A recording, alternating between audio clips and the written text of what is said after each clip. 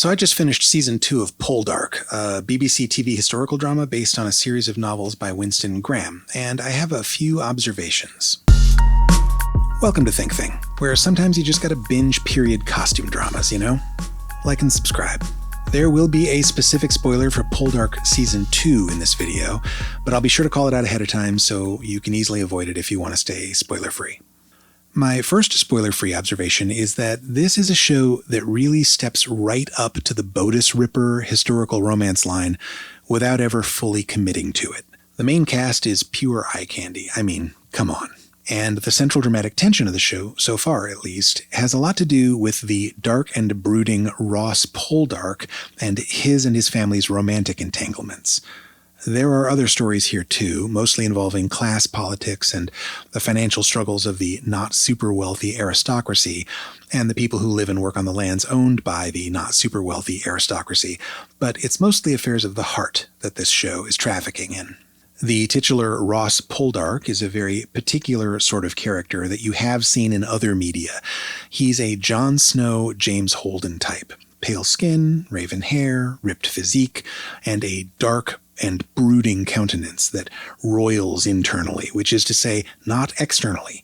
These guys play their cards close to the vest and are so taciturn in nature that often their biggest problems would be solved if they would just open up a little bit about what they're thinking and feeling to the people around them. But instead, they stand on bluffs or on walls and stare meaningfully out at the sea or the landscape or outer space, and they feel things very intensely. I feel lonely. These characters tend to act on impulse, and they get themselves into trouble that way.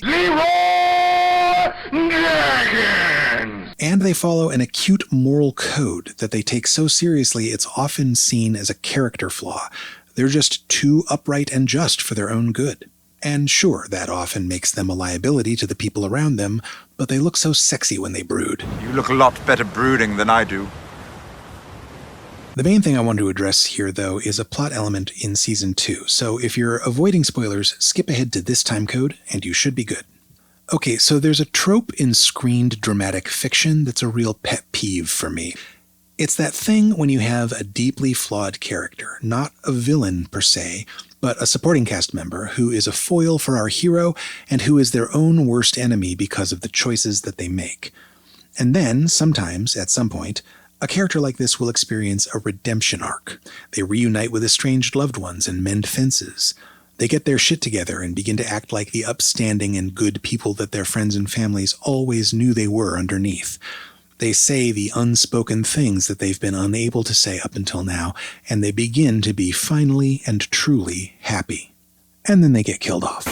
My pet peeve isn't actually the getting killed off part. It's the ways that these shows and movies telegraph that the death is coming. You can smell it. Anytime a character, especially a character who's only gotten a smidgen of screen time or has really bad character flaws, suddenly gets an episode in which the focus is on them and how well things are suddenly going for them, it's obvious what's coming. In Poldark Season 2, this process takes place over several episodes, with the entirety of Episode 5 devoted to sounding the klaxon alarm of Francis's impending doom, as his relationship with Elizabeth improves and he redeems himself fully in Ross's eyes and enjoys time with his young son and even gets good at mining finally. It's seriously the most egregious example of this trope I have ever seen, and I almost quit the show entirely because of it. I kept yelling at my TV, "Okay, we get it, just kill him off already." This pet peeve is related to a thing that dramatic shows often do, where you have characters who struggle with adversity and finally succeed at getting what they want, only to have some sudden calamity undo all the progress and reset them emotionally, so that they have to begin the struggle all over again. This was the central reason I never finished 6 Feet Under on HBO. It was particularly bad at this, and I found it to be fairly sadistic to its characters. Okay, so what do I like about Poldark? Well, it's very pretty to look at, and the character of Demelza is fantastic. She keeps the show grounded. The cast is mostly very good, and the production design is excellent. The dramatic tension and relationships do get a bit preposterous at times, and as this is only season 2 of 5 seasons, I can only imagine that things will get even more ridiculous going forward. Jane Austen, this is not, but I do find it more palatable than, say, Bridgerton or Outlander or other bodice-ripping adjacent period dramas. Your mileage may vary. Thanks for watching. Have you seen Poldark? Should I stick with it or get out while I can? Let me know in the comments, and I'll see you next time.